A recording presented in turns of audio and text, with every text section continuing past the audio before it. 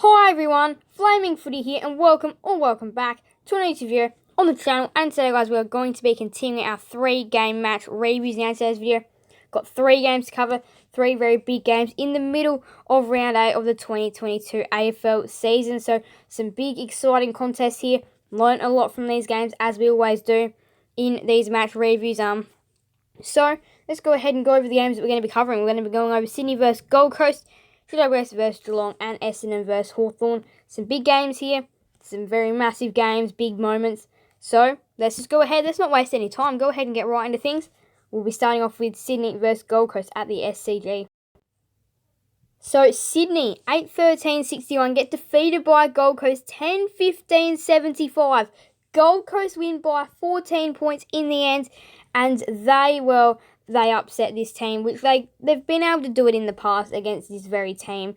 Last year at around this same time, I think it might have been like around 5, 6 or something like that, or maybe even 4. They managed to get over the Sydney Swans at Metcon, but doing it at the SCG is an even more impressive thing. And Sydney, not great in the past few weeks for sure, but Gold Coast, this is a massive win, and they get the job done. And they've competed in games as well. They defeated Carlton. They had a narrow loss to Melbourne, and now they got a good win against Sydney. So their wins and tight losses this year have been great, but sometimes their effort just hasn't been up to the tally. But look, here we go. So they led the entirety of the contest. There was a little bit at three-quarter time where it was even, 59 apiece, but they held their nerve in the last quarter. They kicked 2 very crucial goals, one right at the end to seal the deal, and they kept Sydney goalless in the final term. And that's a good sign for Gold Coast. Had this little patch here between end of quarter 2, start of quarter 3, where they really got going. They really just got a few goals, and they extended the margin out above 20 points. And it did get quite hard from there, especially in a low-scoring game. First quarter was relatively even. It didn't really. They were 24-10, so Sydney could have still come back. But in the end, they just didn't end up doing enough. The Swans and Gold Coast, they get a massive, massive win. 29 disposed for Braden Fiorini, 2 goals for Isaac Rankin, Levi Casbolt. So those were the only multiple goal scorers. 120 fantasy for David Swallow, 8 tackles for Luke Parker. The Suns, they were getting the Swans around the ball, and that is where they won the game. If we have a look at some players' stats, we'll go to AFL Fantasy. 120 for Swallow, 118 for Fiorini, 109 for Lloyd, 106 for Ellis, 102 for Warner, 101 for Butterick, and then 99 for Witts, 98 for Blakey, and then 92 for Tuke Miller. Now, they did end up holding him to just the 20 disposals, though, so if you want a positive note for Sydney, there is your positive note. Now, there was lots of single goal kickers as well over the course of today, obviously, over the course of that game. That's where the goals were, pretty much. There was no multiple goal scorers. It was everyone all getting 1 goal apiece, or everyone getting 1 goal for themselves. That's pretty much how it was. Now you can see disposals: 29 for Fiorini, 26 for Lloyd and Ellis, 25 for Blakey, 24 for Swallow. If we have a look at marks, 11 for Butterick, 10 for McCartan, Paddy McCartan, that one is, 10 for Ballard, Ellis and Lemmers. They were taking way more marks. You can just see those top mark stats were Gold Coast. 8 tackles for Parker, 7 for Warner and Swallow. So they were getting in there, those players. 37 hit-outs for Witts, 16 for Lum, 7 for McLean, 4 for Troll, 1 for Casbolt. So Witts, of course, doing the rucking. But yeah, it was just a brilliant dominance. They went inside 50 way more than Sydney did in the end, resulting to more chances and resulting to a better score. Clearances, hit-outs were winning. Gold Coast, they were winning that stuff as well. So fantastic to them. And they led for the entirety of the contest as well. They were fantastic. And their biggest lead was 24 points as well. So they did they did manage to extend that margin out as well.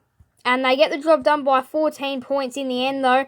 But this is a big upset. This might be upset of the year, but massive upset for Gold Coast. They get the job done, and they show that they can win some tough games like these.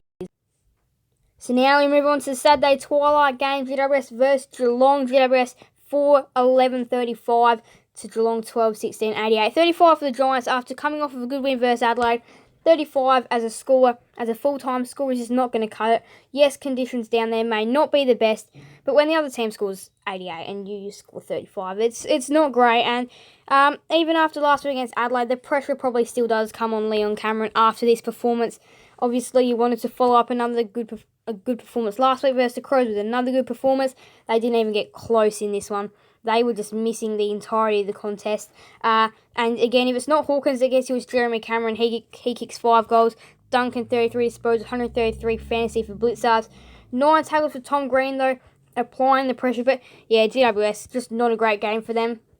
2 goals 2 to 4 goals 3. They had their chances. They were in this game at half time, but yeah, third quarter, that's when it was all done. The game was wrapped up. Then even though the Cats maybe only got the 2 goals in the third quarter, but the Giants were goalless. They scored 4 goals for the game. This is almost like not a great performance though for the Giants. Both teams were inaccurate. Again, not great. But yeah, the Cats, they're showing that this is a very good team. Stengel was good as well. But yeah, this was just a brilliant game for the Cats. And they just, it was a comfortable, confident win. Last quarter, they just blew it out from a 30-point margin, getting it close up to around that 50-point margin, or getting it to the 50-point margin. So they were just too good in the end for the Cats. And look, they're definitely going to be a team hunting for the top 4 this year. And this performance, really important one now. We have a look at some of the player stats. Fantasy, 133 for Blitzards, 124 for Duncan, 114 for Stengel, 108 for Cumming, 108 for Zach Guthrie, 107 for his brother Cam Guthrie, 98 for Tom Green. Now there we have a look at goals behinds. Go right the way to the top. 5 for Jezza, 3 for Stengel. Those are the 2 best goal scorers on the ground. 5 and 3. And that's already 8 of 12 goals for the Cats. And then Toby Green, the only other multiple goal scorer with 2 goals. So for the Giants, again, not really that great. They only managed to score 2 goals for the game. Disposals, 33 for Duncan, 29 for Cumming, 28 for Tui, 28 for Dangerfield. And then the next is the Giants, 27 for Kelly, 26 for Green, Whitfield and Perryman. But again, just not a great game for the Giants. Marks, look at that, top 3 on the ground, the Cats, Zach Guthrie, Mitch Duncan and Tom Stewart. Tackles, 9 for Green, 8 for Blitzards. And then hit-outs, 31 for Bruce, 21 for Blitzards, 18 for Flynn, 2 for De Koning and Hawkins. Now that we have a look at team stats, look at that. Disposals, kicks, handballs, inside 50s, all dominated by Cats by a fair way. The Giants just weren't able to go inside forward 50. Yes, hitting out clearances and that were going in favour of the Giants, however. But they were making way more turnovers and giving the Cats way more chances to go back and have another crack. Look at that. Marks, 84 to 141. Now, that does tell you something. That does really tell you something, actually. That does really tell you something.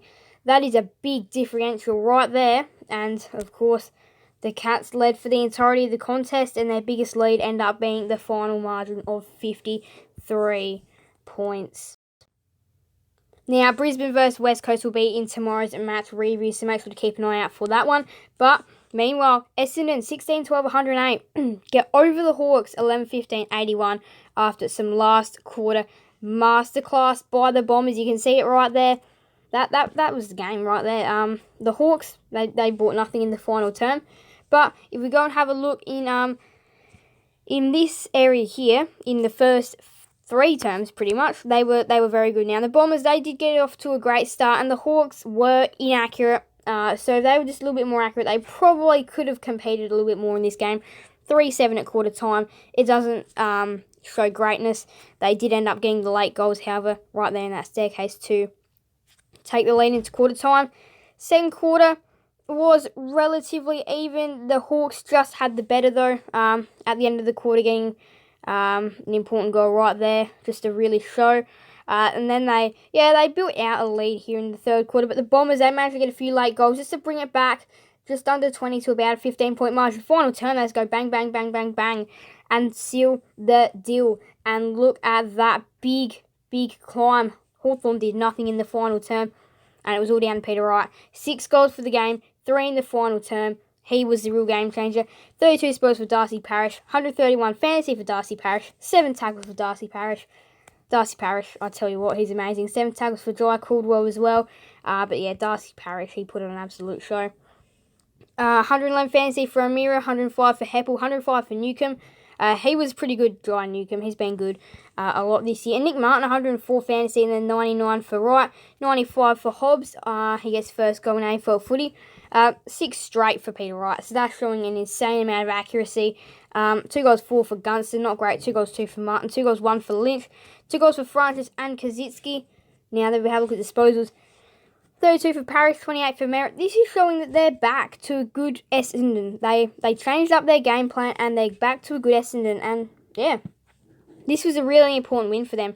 28 for O'Meara and Newcombe, 27 for Redmond, 25 for Heppel and Scrimshaw. Here we go to the marks now. 12 for Heppel, 11 for Dillamore, 9 for Martin, 8 for Wright and Cutler and Gunston and Newcombe. Tackles, 7 for Parish and Caldwell, 6 for Smith, Perkins and O'Meara. Hit-outs, 29 for Draper, 18 for Lynch, 11 for Bryant, 5 for Callow, 1 for Wright.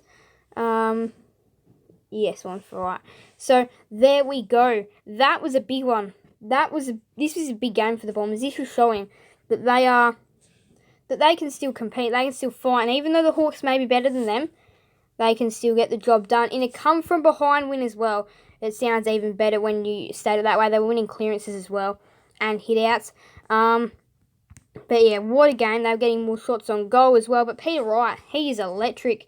And the Hawks led for most of the game, so it wasn't a game that they had control in for most of the game either, the Bombers. It was just that last quarter where they went goal for goal for goal, and that is what did it. And they were playing a little bit more of an attacking brand. And the Bombers, this is a big win for them. I'll tell you what, massive win for them. So now looking at the rest of the round. So Port Adelaide, they did get over the Dogs 86-69 on the Friday night. And then Fremantle smashed the Roos 102-24. Now Richmond, they get over the Pies 113-86. And of course, now into today's match review. Sydney, they get upsetted by Gold Coast 61-75. The Giants lose to the Cats 35-88. The Lions, they do thump the Eagles 105-30. That'll be in tomorrow's match reviews to take a better look at that game.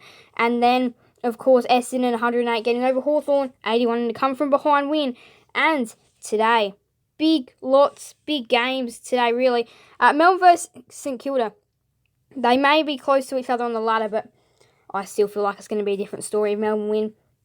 They go 8-0, reclaim first position. St Kilda, could they be the team that finally breaks this drought? One team's going to have to do it eventually, so which team is it going to be? Will there be an upset? Have to wait and see. Carlton versus Adelaide. Will Adelaide get themselves back on track without coach Matthew Nicks? Or will Carlton continue their good run of form this year and send a real statement to the competition? We'll have to wait and see. Now, the ladders, obviously, depending on Melbourne today, they could go into first. And if they lose, Fremantle will sit top of the ladder. So, Freo are currently top of the ladder. Brisbane are second after their good win. Melbourne, St Kilda, big game. But you can see there, the ground that these top three teams have on the rest is insane. So if St Kilda win, however, they will go into 24 and be making close distance. The Cats, they needed that win pretty badly. Carlton, they could go up onto 24 and start attacking and looking at the top four if St Kilda were to lose today. And even if they were to win, they would be sitting fifth. If St Kilda were to win, Carlton would go fifth. Collingwood now, they had a chance to go and sit in the 8, but no, they missed out on the opportunity of Richmond sit in the 8 instead. Western Bulldogs, Port Adelaide, Hawthorn, Gold Coast and Adelaide all are on 12 points.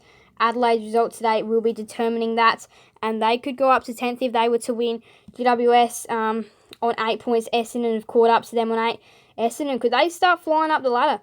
Just like what Port Adelaide have done, because Port Adelaide won 3 in a row. North Melbourne and West Coast both sitting bottom after, well, big devastating losses in their past few weeks. So that is how it's looking. That is going to be it for today's video. So make sure to leave a like and subscribe and hit that notification bell so then you guys will never miss another video on the channel. Thank you guys all so much for watching. So bye everyone, Flaming Footy.